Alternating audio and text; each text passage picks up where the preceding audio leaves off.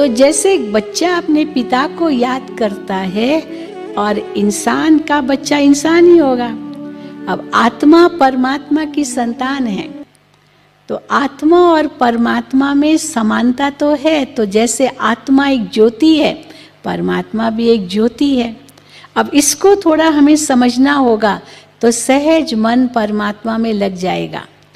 क्योंकि मन को कहीं भी जाने के लिए कुछ आधार है, देयर इज अ बेसिस। मन ऐसे ही नहीं जाता है किसके पास। दुनिया में करोड़ों इंसान हैं, करोड़ों इंसानों को हम याद नहीं करते।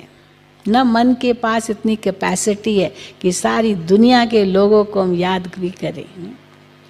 आप उनको याद करेंगे, लिमिट है मन की भी, भले कितना भी चंचल आप कहो, लेकिन उसकी लिमिट क्या है कि मन उस में ही जाएगा जिसको आप जानते हैं।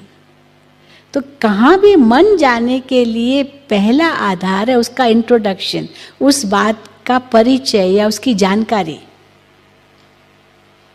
तो इसीलिए परमात्मा में भी मन जाने के लिए पहले परमात्मा की पहचान चाहिए।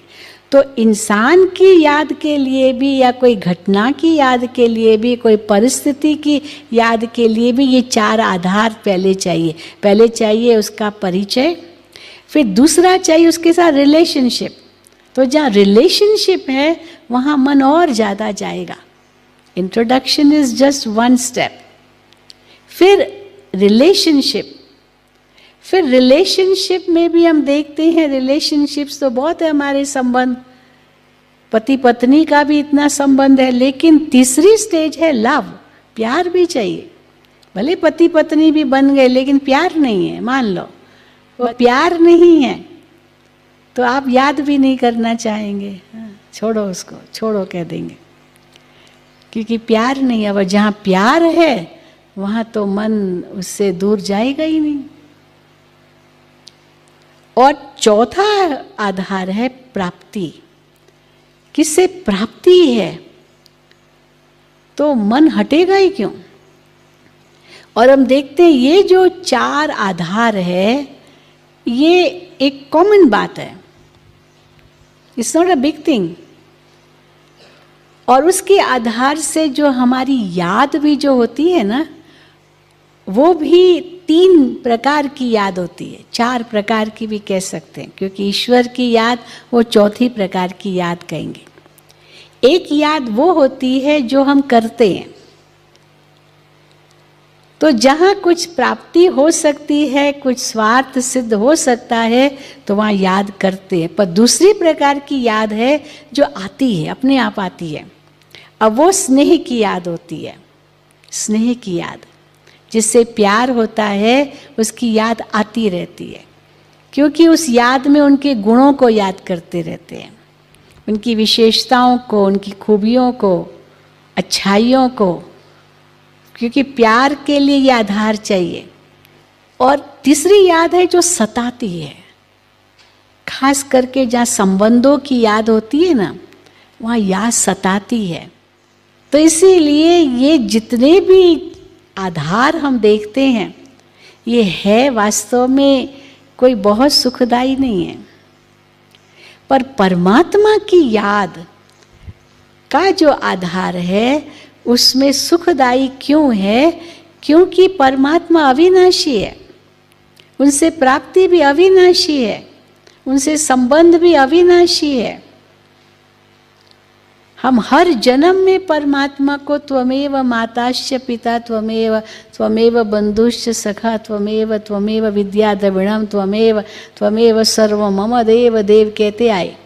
हर जन्म में उसको एक को याद किया, और हर जन्म में माँ बाप अलग, टीचर अलग, गुरु अलग, सब अलग है, पर वो एक ही है। हर जन्म में जिसको याद किया वो अविनाशी संबंध है, और ये तो सब विनाशी संबंध है। ये संबंध अगर सुख देते हैं तो चलो संबंध है, और दुख देने लगे तो बंधन है, संबंध कहाँ है। इसलिए ये सब परिवर्तनशील है। तो सच्चा संबंध, सच्चा प्रेम, सच्ची प्राप्ति वो तो एक परमात्मा से ही है।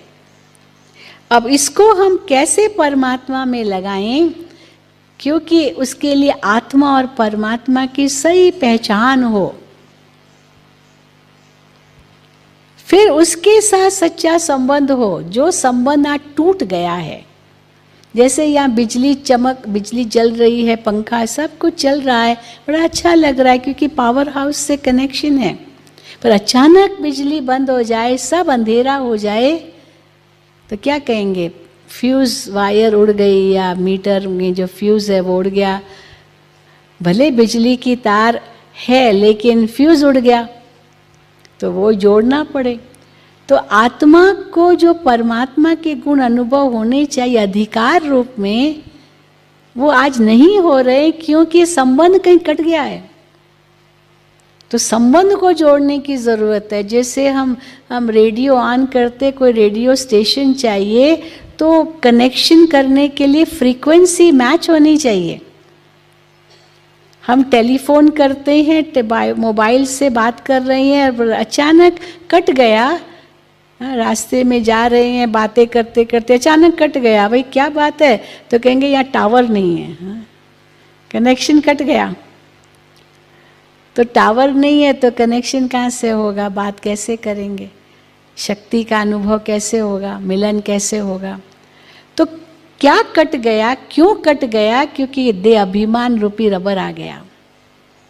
अब उसको निकालो, और जो परिचय मिला है, जैसे तार से रबर हटाते हैं और तार को तार से जोड़ते हैं, फ्रीक्वेंसी मैच फिर से करते हैं, तो फिर रिसीव होता है। और तीसरी बात है कि सच्चा प्यार परमात्मा से अगर है, स्वार्थ नहीं है पर सच्चा प्यार है, उस प्यार में तो न्योछावड़ है।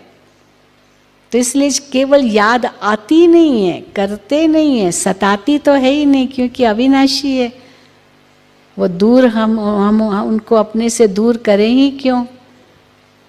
लेकिन वो चौथी प्रकार की याद है जिसको हम कहते हैं समाने वाली याद। आत्मा परमात्मा के प्यार में खो जाए।